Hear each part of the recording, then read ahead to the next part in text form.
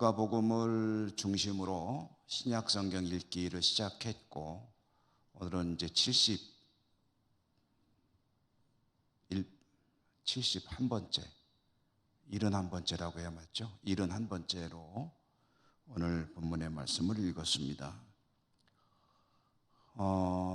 누가복음의 전체 구조를 놓고 볼 때 주님은 지금 갈릴리를 떠나서 예루살렘으로 이동 중에 계시다 하는 것을 계속 말씀드렸죠. 예루살렘으로 가시는 중에 그 도중에 참 많은 일들이 일어났고, 그 일들을 통해서 주시는 하나님의 메시지가 있고, 또 그 일들과 관련해서 주님께서 주시는 교훈들도 있습니다. 오늘 말씀은 주님께서 여리고라고 하는 도시에 거의 당도했을 때 일어난 이야기를 들려주는데요. 주님께서 예루살렘으로 가는 도중이라고 했는데, 갈릴리에서 예루살렘이 포함되어 있는 유대 땅으로 가는 길은 크게 두 가지 길이 있다 하는 것을 전에 지도를 통해서 한번 보여드렸죠. 그래서 갈릴리는 북쪽에 있고 유다는 갈릴리보다는 남쪽에 있으니까 쭉 직선으로 가는 도로가 있고, 요단강을 건너서 오른쪽으로 빙 돌아가는 길이 있는데, 직선으로 가는 도로보다는 경건한 유대인들은 요단강을 건너 빙 둘러가는 길을 선호했습니다. 왜냐하면 사마리아를 통과하지 않고 갈 수 있기 때문입니다. 예수님께서 오늘 여리고에 당도에 있다라고 하는 말씀은 중앙도로로 가로질러 사마리아를 지나가는 길로 가지 않으시고 요단강을 둘러 우회하여 가시는 길을 택하셨다. 왜냐하면 중앙 산악지대의 길로 가게 되면 여리고를 지나가지 않거든요. 그런데 요단강을 건너서 요단강 동쪽으로 빙 돌아오는 길로 오게 되면 이제 여리고를 지나게 되어 있습니다. 주님께서 여리고라는 이제 도시에 거의 당도했을 때 일어난 일이다라는 이야기인데요. 이제 여리고가 거의 보이는 데까지 왔을 때 주님은 한 시각 장애인과 이제 만나게 되는 겁니다. 그 시각 장애인은 여리고로 들어가는 그 길가에 앉아서 구걸을 하는 사람이었다. 이 사람의 이름을 마가복음에서는 바디메오라고 밝히고 있습니다. 그런데 누가복음에서는 그 이름이 밝혀지지 않고 있습니다. 그러나 여리고에서 한 시각장애인을 고쳤다라고 하니까 이제 그 바디메오일 것으로 이제 보는 거죠.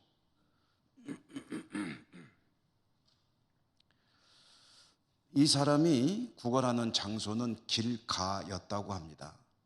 그러면은 길가였다는 말을 굳이 표현한 이유가 무엇일까?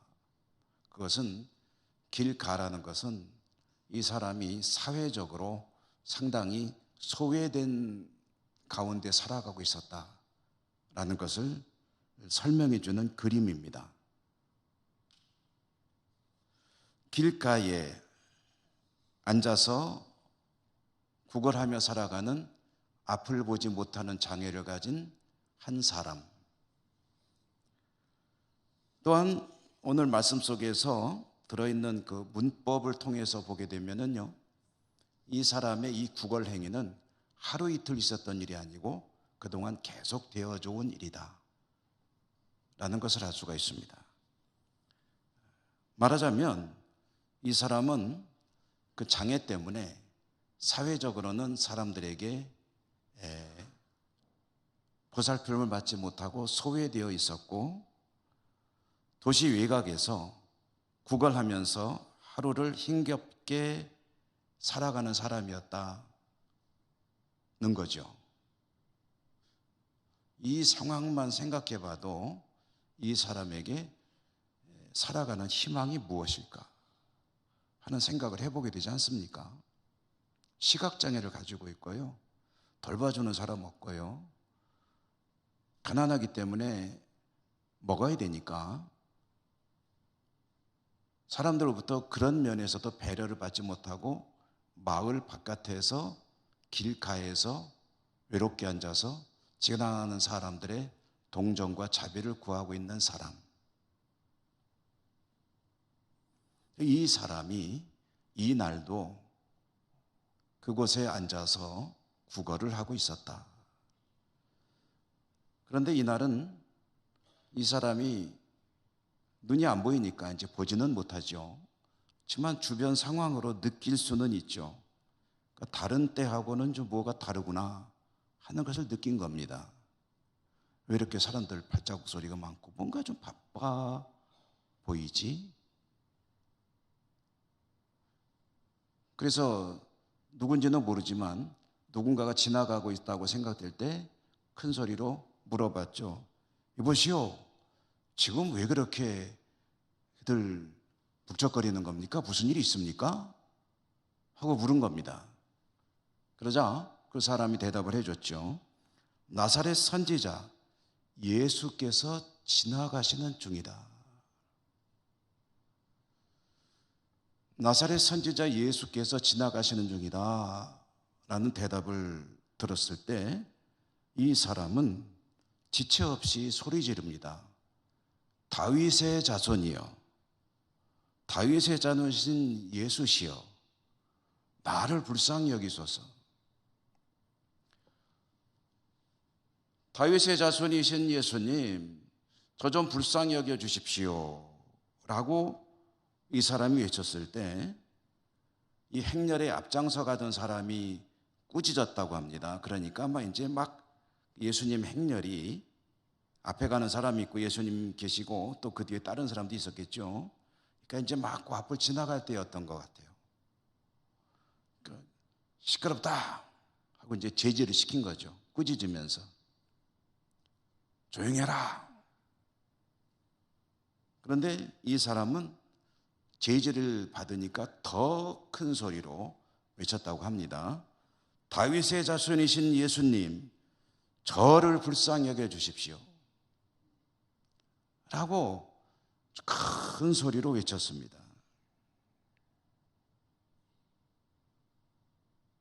여기서 이 사람이 주님을 부르는 호칭을 한번 생각해 보겠습니다. 다윗의 자손 예수님.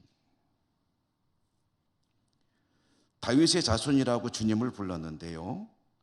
유대인들에게 다윗의 자손이라는 이 호칭은 어떤 의미냐면은 메시아라는 의미로 쓰여지는 용어입니다. 거의 대부분 다윗의 아들, 다윗의 후손, 다윗의 자손이라고 성경에 나오는 말은 거의 다 메시아를 지칭하는 용어다.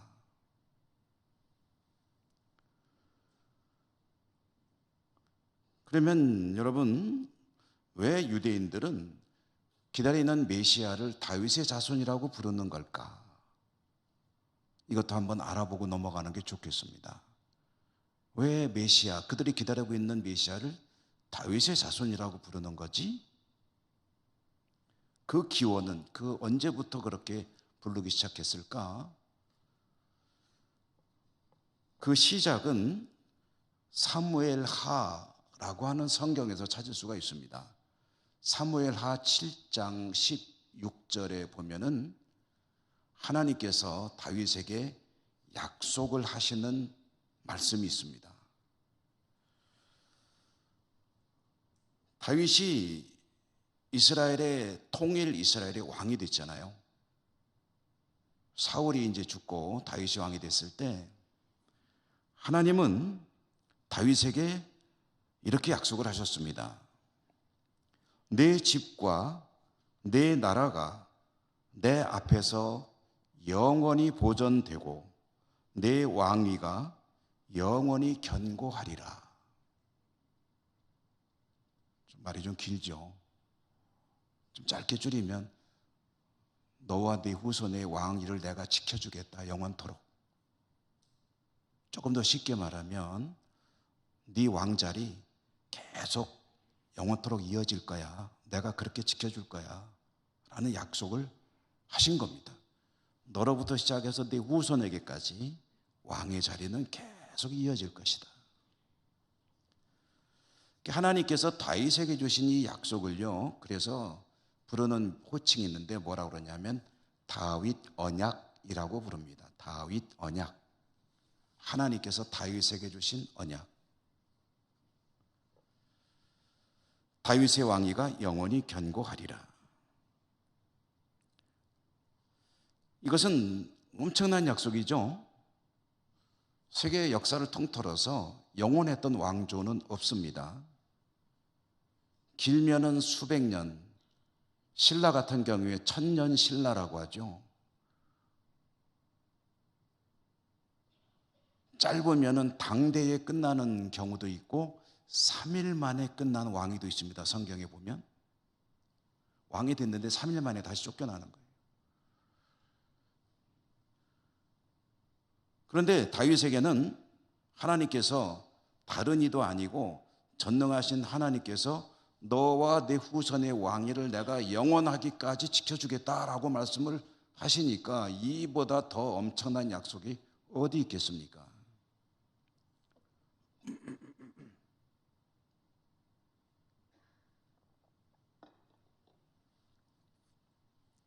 그런데 이 하나님의 어마어마한 이 약속에는 늘 그렇듯이 전제가 들어있습니다. 전제. 다윗은 물론이고 다윗의 후손들이 하나님 앞에 정직하다는 전제하에, 정직하다는 말은 말씀 신앙으로 계명을 잘 지키며 하나님 보시기에 좋으신 그 모습을 잘 지켜나갈 때에 내가 너와 내 후손의 왕위를 영원토록 지켜주리라. 그 전제가 들어있어요. 엉터리로 살아가도 지켜준다는 뜻은 아닙니다.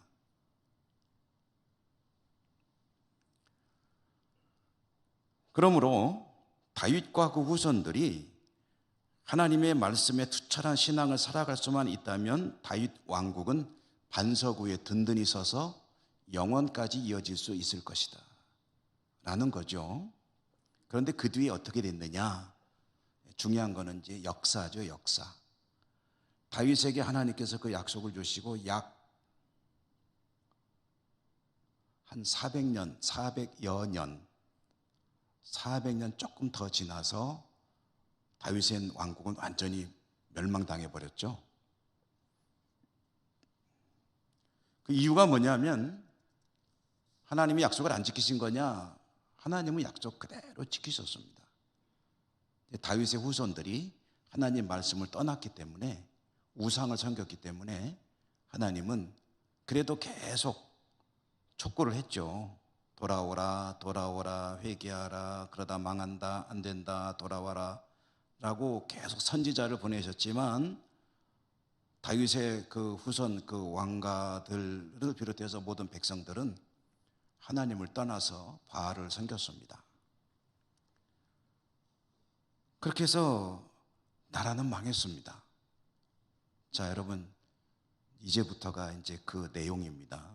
그러면 하나님께서 다윗에게 주신 그 약속은 아예 백지화되는 것이냐, 폐기 처분되는 것이냐?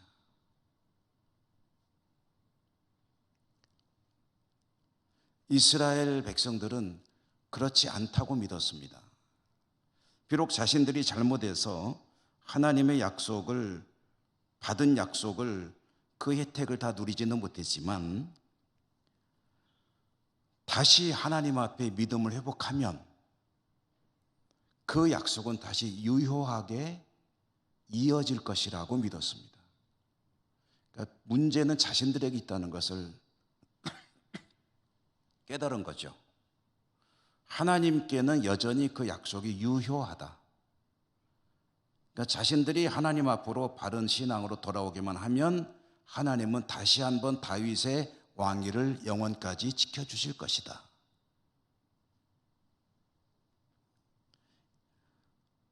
자신들이 믿음을 회복하기만 하면 하나님은 다시 한번 잃어버린 이스라엘의 영광을 회복시켜 줄 것이다. 누구를 통해서? 다윗 왕가의 후손을 통해서. 이렇게 그들은 믿었습니다.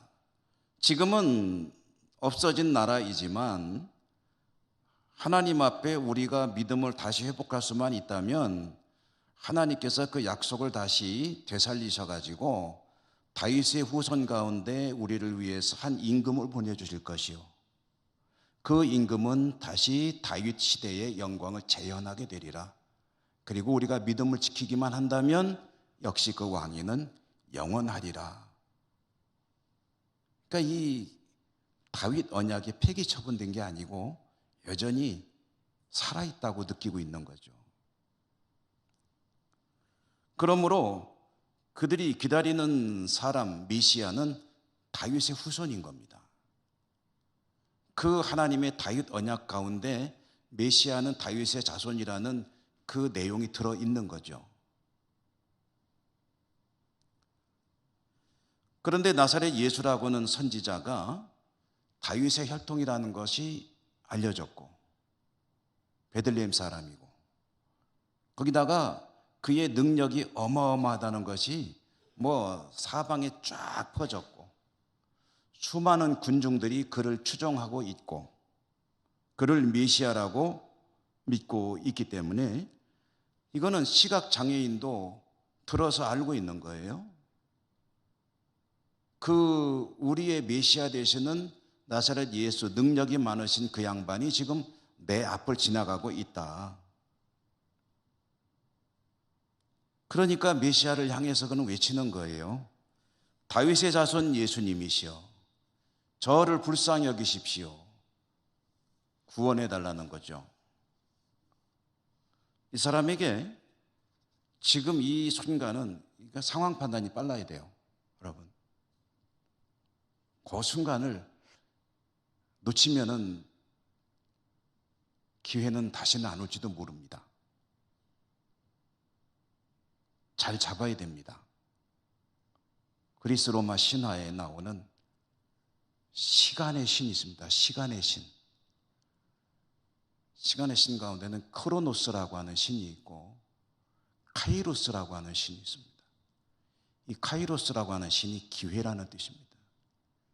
이 카이로스에게는요, 카이로스는 생긴 게 괴상하게 생겼어요. 어떻게 생겼냐면 얼굴은 잘 모르겠는데 머리털이 괴상하게 났어요. 우리는 머리가 앞에는 좀 이렇게 비교적 없고 뒤로 이렇게 났잖아요. 근데 이 카이로스는 머리털이 앞쪽으로 났어요.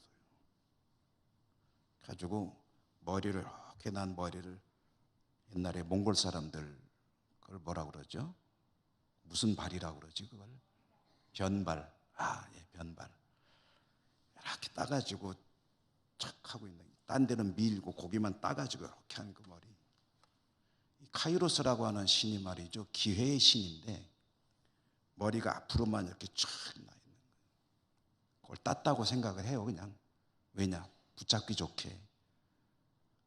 근데 이 카이로스는 사람들 사이를 향해서 막 달려와서 지나가요. 달려올 때 카이로스를 머리털을 꽉 잡아야 돼. 그래야 기회를 잡을 수가 있어. 나를 딱 지나가면 잡으려고 그러면 뒤에는 머리털이 없어요. 잡을 수가 없어요.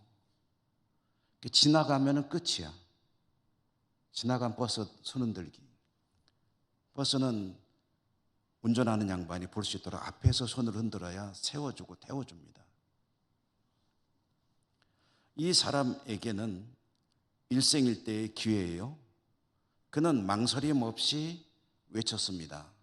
다윗의 자손 예수시여, 메시아시여, 나를 불쌍히 여겨주십시오.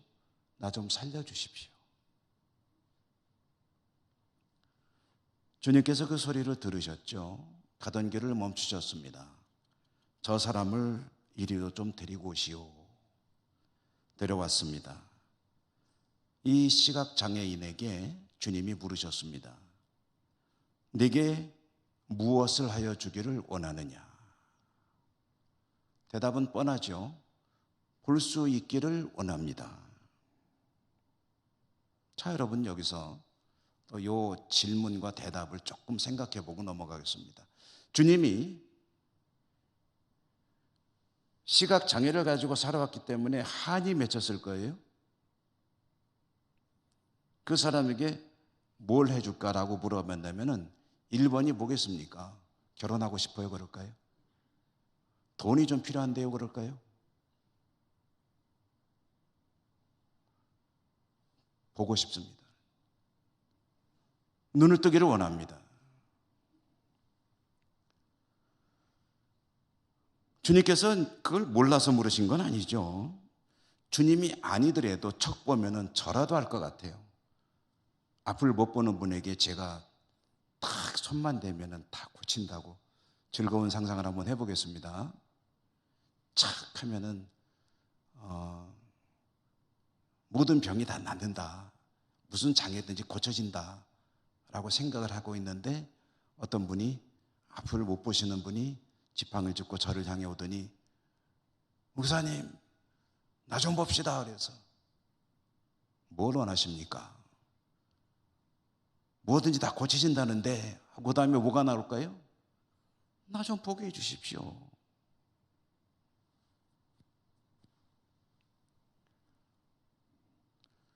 그런데 그 사람을 보고 주님께서 무엇을 원하는가 라고 물어봤다면 이거는 몰라서 물어본 게 아니에요. 왜 물어봤을까요?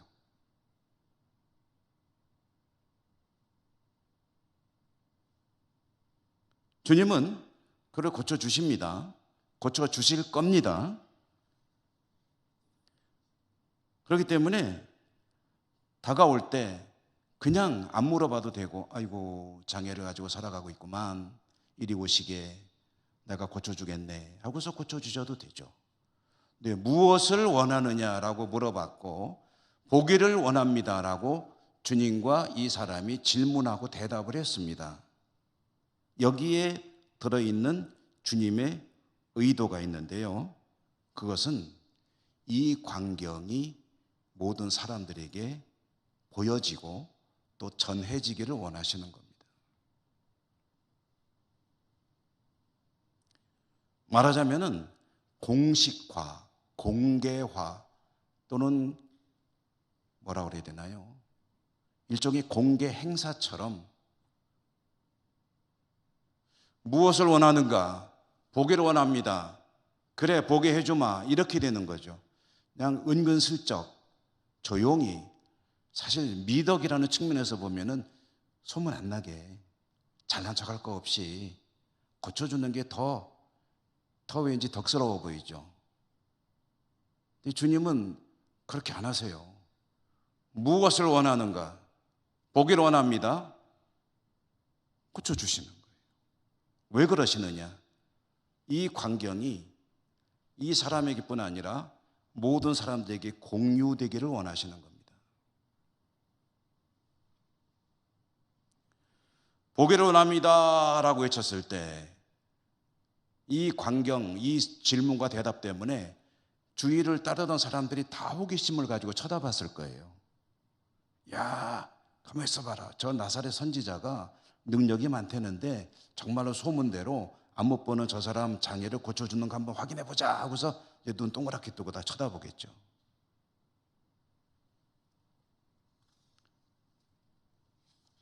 이런 일은 은밀하게 이루어질 일이 아니라는 것이 주님의 뜻입니다. 이 일을 통해서 많은 이들에게 전달되어져야 할 메시지가 있기 때문입니다. 그것은 하나님의 나라가 이곳에 임했다는 소식입니다. 하나님의 나라가 이곳에 임하고 있다.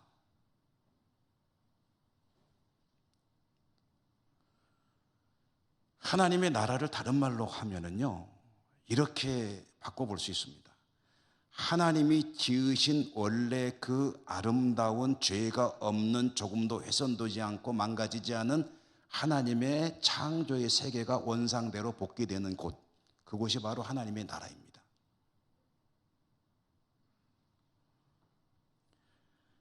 그게 이제 사람에게 적용해 본다면, 여러분, 이 사람에게 하나님의 창조의 세계가 회복된다는 것은 무슨 얘기가 되겠습니까? 이 사람에게서 원래 있어야 하는데 현재 가지고 있지 못한 그것이 회복돼야 된다는 뜻입니다. 이 사람에게는 시력이 있는 게 하나님의 창조 질서예요. 근데 하나님이 지으신 그 아름다운, 하나님 보시기에 좋았던 그 모습 가운데서 시력이라는 것을 상실했는데, 하나님의 통치가 이루어질 때 거기에서 그 회복의 역사가 있게 된다. 여러분, 주님의 중요한 사역 중에 가시는 곳에서 귀신이 쫓겨가고 병자들이 치료를 받고 문제가 해결되고 배고픔이 사라지고 심지어 죽은 자가 살아나고 하는 이런 모든 것들이 가지고 있는 하나의 큰 카테고리, 어디에 속하는 특징이냐면은 하나님이 지으신 원래의 세계가 그런 곳이다라는 겁니다. 하나님의 나라가 완성이 안 됐습니다. 지금 가고 있지만 주님이 오심으로 하나님 나라가 그곳에 시작이 되고 있기 때문에 먼저 일어나는 일은 병자에게서 병이 사라지고 장애가 고쳐지고 귀신이 떠나가고 하나님의 뜻이 이루어지고, 이것은 주님 때로부터 지금까지 진행이 계속되고 있어요. 아직 완성이 안 됐습니다. 완성되는 하나님의 나라에서는 하나님이 지으시지 않은 모든 악한 것들은 이제 사라지게 되는 거죠. 여러분, 어디 아프신 데 있으세요? 뭐 고쳐지면 좋고, 저도 여러분 걱정 많이 하셔서 죄송합니다. 좀 이제 콜록콜록하고 밤에 잠을 잘 못 자가지고 밤이 되면은 좀 기침이 심해지고 해서 잠을 거의 못 자고 그럴 때도 있고 그런데 목은 좀 많이 회복이 됐습니다. 그런데 이 저의 고질 중에 하나인 것 같아요. 이걸 이제 제가 산 동안에는 아마 고치기 어떨지 모르겠어요. 이제 하나님 나라, 완성된 하나님 나라에서 이런 거 없습니다. 여러분, 고혈압 있으십니까? 하나님 나라에서는 혈압약 안 드십니다. 고지혈증, 당뇨, 축농증, 무좀, 뭐든지 하나님의 나라에 하나님 원래 지으신 아름다운 모습을 훼손시키는 것은 다 사라집니다. 눈물이 사라지고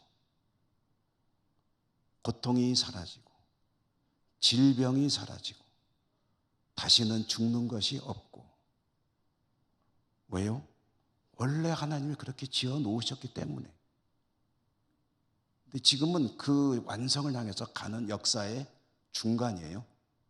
완성이 되면 주님이 다시 오시고, 그러면 죽은 자가 부활하고 살아있는 자는 산채로 변화되고, 그래서 하나님의 세계가 완성이 되면 거기에는 모든 사라지는 것들, 그것 때문에 지금 우리가 고통받고 있는 거예요. 우리 권사님 기도하시면서 전쟁을 하나님이 잠재워 주시고 평화가 이루어지길 원합니다. 하나님의 샬롬이 언제 가능하냐 하면은 하나님의 나라가 완성이 될 때. 하나님의 샬롬은 뭐예요? 어린아이가 사자와 함께 독사의 굴에 손을 넣어도 해함이 없겠고,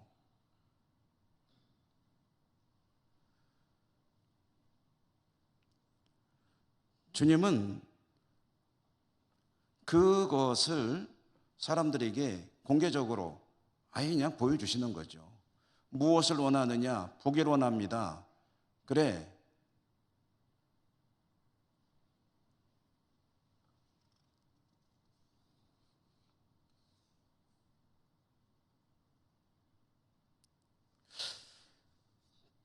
이렇게 공개적으로 하시는 그 장면들은 성경 곳곳에서 많이 보입니다. 복음서에 보면, 예를 들어 하나만 더 들어볼까요? 네 친구가 중풍병자를 데리고 왔잖아요. 근데 들어가려고 하니까 주님이 계신 그 집에 들어갈 수가 없어요. 사람이 너무 많이 모여가지고 비비고 들어갈 틈이 없어요. 그래서 길이 없는 거예요. 그래서 어떻게 했죠? 지붕으로 올라갔죠. 지붕에 올라가서 뜻이 있는 곳에 길이 있다고. 어쨌든 그들은 지붕에 길을 냈습니다. 지붕을 뜯어낸 거죠. 다행히 우리나라 이 지붕들은 뜯어낼 수가 없습니다. 슬라브 어떻게 뜯어요? 이걸 뜯을까요? 업자 불러다가 어떻게 뜯을 수가 없잖아요. 그런데 이스라엘의 주택은 지붕을요 두껍게 안 해요. 나무 가지 얼기설기 해놓고 그리고 거기다 진흙을 슬쩍 바르거든요. 왜냐? 비가 별로 안 오기 때문에 그렇게 해놔도 충분해요. 그러니까 이렇게 막 좀 무슨 꼬챙이 같은 걸 막 해가지고 탁 뜯으면 이제 진흙은 막 떨어지겠죠. 실내로. 거기를 뜯어내고 자칫 한번 무너져 내릴까 봐 걱정이 돼요. 장정 5시 올라간 거잖아요. 잘못하면 무너질까 봐 저는 이제 걱정이 되는데 뭐 쓸데없는 걱정이죠. 어쨌든 뜯어가지고 거기로 들어내렸어요. 그때 주님께서 척 보면 아시죠? 그럼 그냥 고쳐주시면 되잖아요. 근데 뭐라고 그러셨죠? 사람들이 다 쳐다보고 있는데 뭐라고 그러셨냐면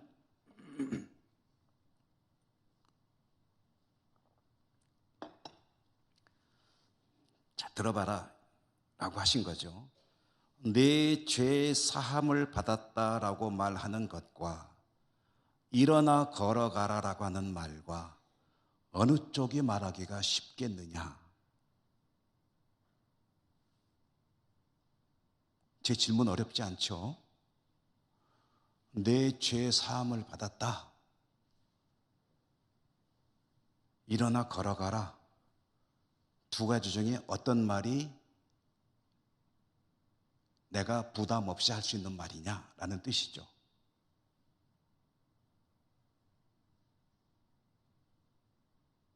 여러분들이 저를 그냥 쭉 쳐다보고 있는 거는 제 말뜻을 이해를 못 하셨다는 거예요. 내가 예수님이라고 생각해 봐요. 근데 중비용자가 지금 앞에 와서 눕혀져 있어요. 이 사람아 일어나 걸어가라 라고 하는 말과 이 사람아 자네 죄 용서받았네, 어떤 말이 하기 쉬운 말이냐는 거죠. 부담 없는 말이 어떤 말이에요? 죄 사함 받았느니라가 부담 없는 말이겠죠. 주님이 공개적으로 얘기하셨어요. 어떤 말이 하기 곤란한 말이냐 라고 물어본 다음에 그 사람에게 뭐라고 말했냐면 일어나서 내 침상을 메고 네 집으로 가라고 그랬어요.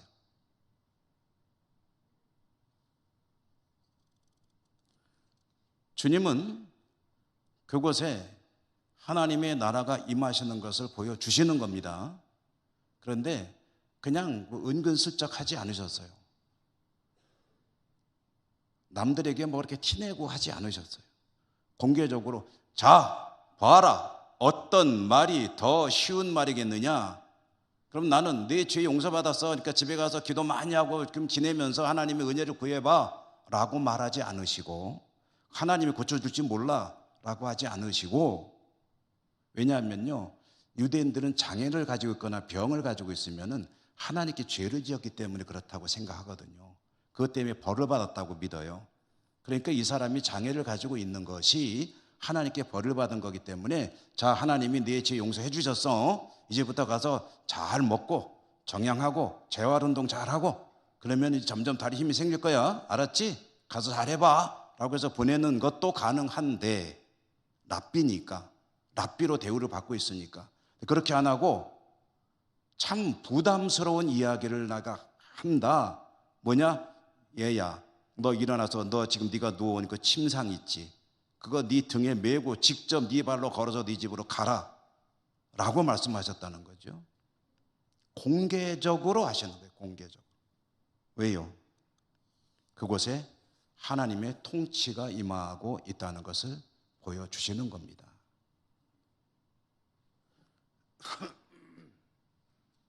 이 시각장애인에게 주님께서 말씀하십니다. 보라, 내 믿음이 너를 구원하였다. 그러자 이 장애가 이제 고쳐지고 보게 되었다 하는 건데요. 여기서 또 이제 이 주님의 대답, 주님의 선언, 내 믿음이 너를 구원하였다. 내 눈이 치료되었다. 내 눈이 떠졌다. 내가 뜨게 했다. 너 잘 보이지?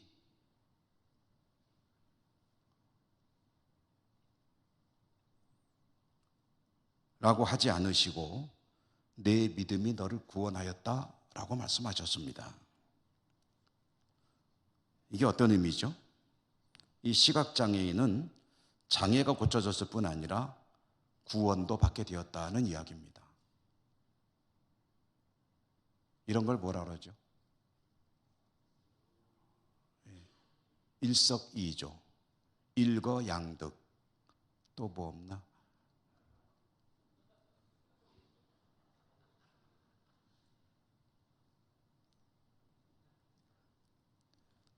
장애가 치료되는 건 정말 중요한 일이죠. 이 사람 인생이 얼마나 그야말로 획기적인 변화 아닙니까?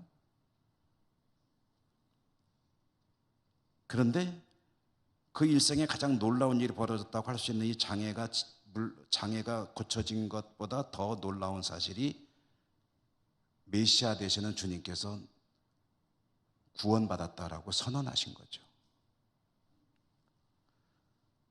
구원이 큰 걸까요? 치료가 큰 걸까요? 치료가 이거라고 한다면 구원은 이 치료를 포함하고 있는 이만한 거죠. 치료는 그 일부가 되겠죠. 구원에. 주님은 너 치료받았다라고 하지 않고 구원받았다라고 하셨습니다. 그런데 구원받았다고 하는 그 이유까지 밝혀주셨습니다. 왜 구원받았다고요? 내 믿음이 너를 구원하였다. 간청만 했다고 한다면은 그러면은 네가 간곡하게 부탁하니까 내가 너를 치료했다라고 말씀하실지 몰라요. 그런데 주님은 내 믿음이 너를 구원했다고 말씀하셨거든요. 그러면 그의 믿음이 어떤 믿음이었을까 하는 걸 한번 생각을 해봐야 됩니다. 내 믿음이 너를 구원하였다. 이 사람의 삶을 들여다봐야 되겠죠. 그는 절망 가운데 있었습니다. 그는 희망이 없습니다. 기대할 게 없어요. 아무런 즐거움을 찾을 데가 없습니다. 그에게 유일한 즐거움이라면 그날은 운수 좋은 날이어서 구걸이 잘 되어서 한 끼라도 좀 따뜻한 음식을 먹는다면, 우리식으로 말해서 그런다면 운이 좋은 날일 수가 있겠죠. 그에게는 희망이 없습니다. 그런데 이 날, 이 시끌벅적한 가운데 어쩌면 신라 같은 희망일 수 있었던 그 일이 실제로 벌어진 겁니다. 메시아가 그 앞에 나타난 거죠. 마지막 희망이고 놓칠 수 없는 희망입니다. 느슨할 수 없죠. 그것을 향해서 있는 힘을 다해서 달려가야 합니다. 이 사람의 이 자세를 주님은 내 믿음이라고 표현하셨습니다. 그의 믿음이 마지막 희망이라 할 수 있는, 궁극적 희망이라고 할 수 있는 주님을 향해서 있는 힘을 다해서 그야말로 죽기 살기로 나를 불쌍히 여기소서라고 외쳤던 그 자세를 주님은 내 믿음이라고 표현하셨는데요. 그리고 내 믿음이 너를 구원하였다라고 했는데, 이 말씀이 오늘 이 말씀의 바로 앞에 나오는 이야기의 대답입니다. 이 앞에 나오는 이야기에 질문이 하나 있었거든요. 무슨 질문이었습니까? 지난 수요일 날 우리가 무슨 말씀 봤죠?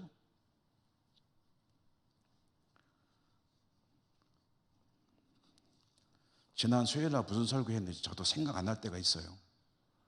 왜냐, 설교를 너무 많이 하기 때문에 막 섞여 있죠. 이게 여러분도 똑같으시죠, 뭐. 설교를 뭐 매일 듣고 또 듣고 또 듣고 주일날도 2번 듣고 뭐 이러다 보니까 막 섞여 있죠. 그러니까 뭐였더라? 지난 수요일날 지금 뒤적이는 분들 생각 안 나시는 분들이죠.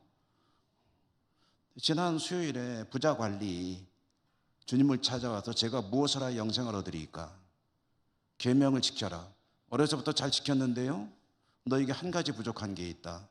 너 그걸 팔아서 네 부자 재물 다 팔고서 가난한 자들에게 주고 너는 나를 따르라 라고 할 때 그가 근심하였다고 하잖아요. 결국 실천 못했죠. 그는 부자이기 때문에 많은 것을 가지고 있었고 그것을 포기할 수 없었다는 겁니다. 그때 주님께서 하신 말씀이 뭐였죠?